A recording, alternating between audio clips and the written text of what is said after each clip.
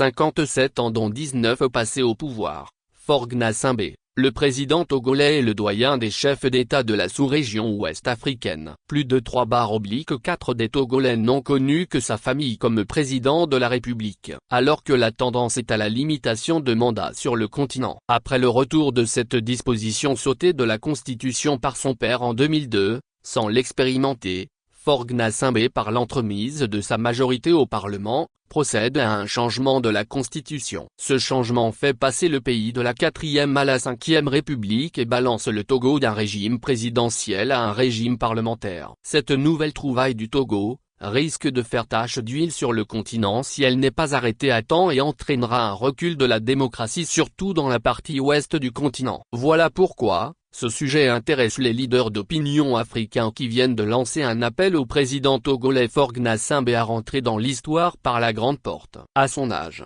Faure Gnassingbé peut faire la vie après le pouvoir comme le fait Georges Weah. Monsieur le Président, en 2005 vous êtes entré dans l'histoire du Togo par la petite porte. Vous avez tenté, certes, de vous donner une légitimité mais la manière de venir sur la scène politique reste dans le souvenir de vos concitoyens. En 2024-2025, l'histoire vous offre une chance inouïe de rentrer dans le cœur des Togolais et dans la mémoire des Africains. Monsieur le Président, vous avez laissé des traces au Mali en œuvrant pour la libération des 49 soldats ivoiriens. Au Niger, vous n'avez pas manqué de soutenir le peuple en souffrance. Au Burkina Faso, vous avez prôné la réconciliation et le pardon pour un nouveau départ. En juillet 2007 à Atakpamé, Togo, vous avez affirmé